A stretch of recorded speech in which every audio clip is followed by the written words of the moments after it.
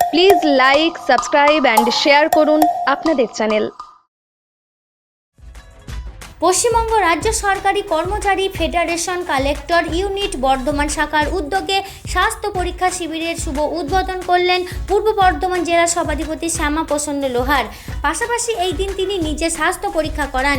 ECG, USG সহ বিভিন্ন স্বাস্থ্য পরীক্ষা ও বিভিন্ন ডাক্তারবাবুরা অগণিত মানুষের চিকিৎসা করেন। বিশ্ব উষ্ণায়নকে যাতে রোধ করা হয়, প্রত্যেকের হাতে চারা গাছ উপহার হিসাবে তুলে দিলেন জেলা সভাধিপতি।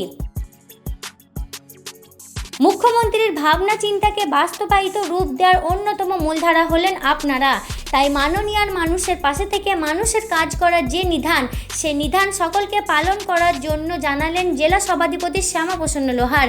তিনি এদিন আরও জানান, গ্রাম অঞ্চল থেকে যেসব মানুষেরা তাদের প্রয়োজনের কাজে আসবে, তাদের যাতে সঠিক সময়ে এবং উপযুক্ত কাজের মূল্যায়ন করে সমাধান করে দেওয়া হয়, সেই বিষয়ে তৎপর হওয়া জরুরি। আপনারা একটা বড় ভূমিকা পালন করেন সেখানে।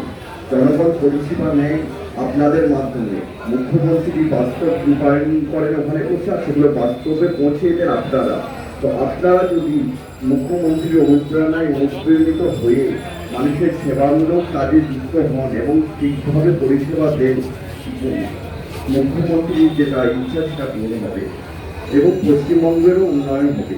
কিছুক্ষণ আগে আলোচনা করছিলাম, গ্রামগঞ্জ থেকে 23টা ব্লক রয়েছে আমাদের পূর্ব বর্ধমান জেলাতে।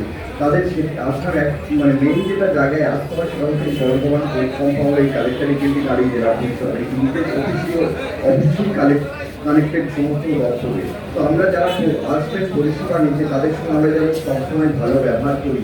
আমাদের মাননীয় মুখ্যমন্ত্রী সবসময় মানবিকতা নিয়েই ভাবে, ভালো ব্যবহার তাদের সঙ্গে যেমন করতে। এবং চেয়ারে যখন বসবো, অবশ্যই কেউ কেউ কোনো রাজনৈতিক মতাদর্শ থাকবে আমাদের, কিন্তু চেয়ারে বসে যখন আমরা পরিষেবা দেবো, নিরপেক্ষ পরিষেবা। কোনো গ্রামগঞ্জ থেকে মানুষ যখন আসবে তখন তার তালাব দেখবো না, দল দেখবো না, এইটা মাথায় রাখতে হবে।